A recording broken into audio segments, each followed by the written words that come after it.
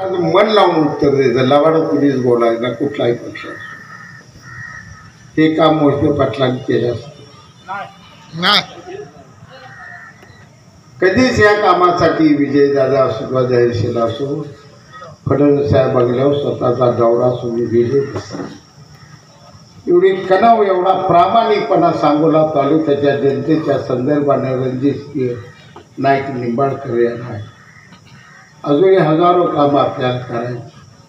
काल मी भाषणात सांगितलं, योजना झाली पण पैशाची काय, पैसा कमी पडू देणार नाही मग आपल्या. पण हा पैसा आणण्यासाठी मुंबईत मी खंबीर आहे. मुख्यमंत्री एकनाथ शिंदे साहेब आहेत, फडणवीस साहेब आहेत, अजितदादा आहेत. पण दिल्लीला आपल्याला तिथून पैसा आणणारा, दिल्लीचा हिस्सा उचलायचा असेल तर आपल्या सगळ्याला रणजितसिंह नाईक निंबाळकरांनाच खासदार करून दिल्लीला पाठवावं लागलं. आपल्या प्रपंच, देशाची निवडणूक एका बाजूला आहे तशी आपल्या प्रपंचाची निवडणूक एका बाजूला.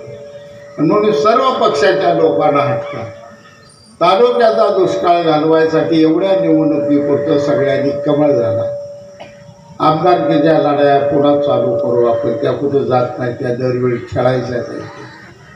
पण आजची निवडणूक ही आपल्या सांगोला तालुक्याचं वैभवशाली हिरवेगारपणा आणणारी निवडणूक आहे. एवढंच मी तुम्हाला सांगतो. पुन्हा एकदा कमळावर आपण सर्वांनी भरगच्च मतं देऊन कमळ विजयी करावं. कडलासकरांकडून माझी मोठी अपेक्षा आहे.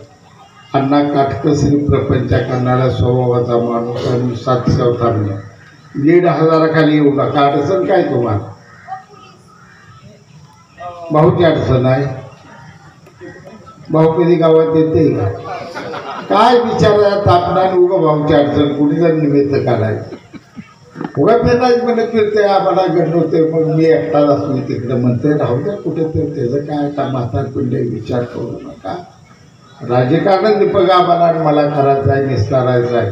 तुम्ही सगळ्यांनी दीपक आव्हानात आणि मला पूर्ण आशीर्वाद द्यावा आणि आम्हाला ताकद मिळावी म्हणून निंबाळकरांना निवडून द्यावं एवढं आव्हान करून माझे 2 शब्द संपवतो. जय हिंद, जय महाराष्ट्र.